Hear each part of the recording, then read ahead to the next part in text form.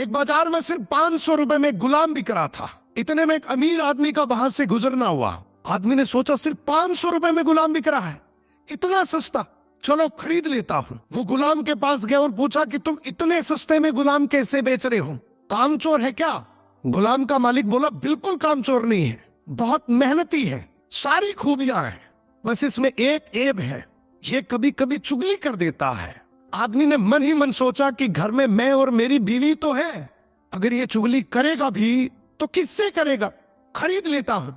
खरीद कर गुलाम को घर ले आया। कुछ दिनों तक तो गुलाम ने बहुत अच्छे से काम किया, लेकिन फिर एक दिन उसे चुगली का कीड़ा काटा।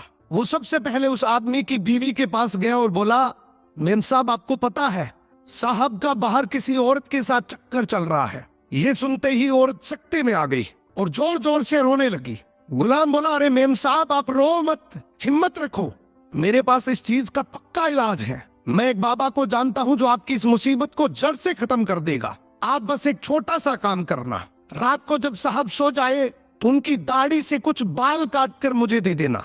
औरत तैयार हो गई। फिर वो गुलाम वहां से उठा और आदमी के पास गया। उसने बोला, साहब क्या आप जानते हैं मेम साहब का बाहर किसी आदमी के साथ चक्कर चल रहा है। ये सुनते ही आदमी आग बबूला हो गया। गुस्से में आकर उसका गिरेबान पकड़ लिया और बोला, तू मेरी बीवी पर इल्जाम लगा रहा है। गुलाम बोला, आपको मेरी बात पर यकीन ना हो तो रात को आप सिर्फ सोने का नाटक करना, आज रात वो आपको मारने वाली है। आदमी तैयार तो हो गया, लेकिन वो बोला, अगर तेरी बात झूठ निकली तो मैं तुझे जान से मार दूंगा। रात हुई, आदमी ने सोने का नाटक किया। उधर उसकी बीवी जैसा गुलाम ने कहा वैसा करने लगी। रात के 3 बजे हाथ में कैंची लेकर जैसे ही उस आदमी के पास पहुंची, आदमी तुरंत जाग गया। अब इस आदमी के दिमाग में गुलाम की बात तो चल ही रही थी। गुस्से में उसने अपनी बीवी को पकड़ा, हाथ में से कैंची खींची और आओ देखा न ताओ, उस कैंची को उस औरत के गले में खोप दिया। औरत वहीं मर गई।